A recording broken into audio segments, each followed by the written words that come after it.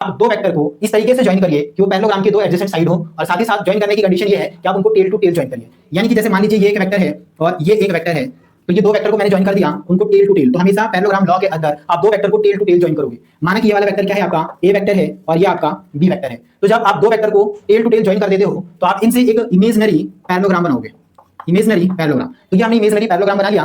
तो इस पैरेललोग्राम का ये जो डायगोनल होगा ये आपका क्या कहलाएगा, ये आपका रिजल्टेंट कहलाएगा। ठीक बात है। तो हमने देखा था रिजल्टेंट का फॉर्मूला पिछली क्लास में मैंने दिखाया था कि रिजल्टेंट किसके बराबर आता है। तो ये रिजल्टेंट आर, इसका मैग्नीट्यूड आर स्क्वायर बराबर होता है ए का स्क्वायर प्लस बी का square plus 2ab cos theta. ठीक है, ये थीटा क्या है, तो थीटा ए वेक्टर और बी वेक्टर के बीच का एंगल होता है। ठीक बात है। इसके अलावा मैंने आपको ये भी बताया था कि जो रिजल्टेंट है इसका अगर आपको डायरेक्शन निकालना है तो कैसे निकाल सकते हो। आप ये देखो कि जो रिजल्टेंट है वो ए वेक्टर से कितने एंगल पर है। मान लिया कि जो रिजल्टेंट है ए वेक्टर से अल्फा एंगल पर है, तो आपको अल्फा बताना होगा। ठीक है, अगर आप यहां से बता रहे हो कि जो रिजल्टेंट है वो बी वेक्टर से कितने एंगल पर है, तो आप उसको बीटा मान सकते हो। फिलहाल मैं एक ही चीज मान के चल रहा हूं, वो है अल्फा। तो जब आप अल्फा की वैल्यू निकालोगे तो आपको मिलेगा tan alpha is equal to b sin theta upon a plus b cos theta.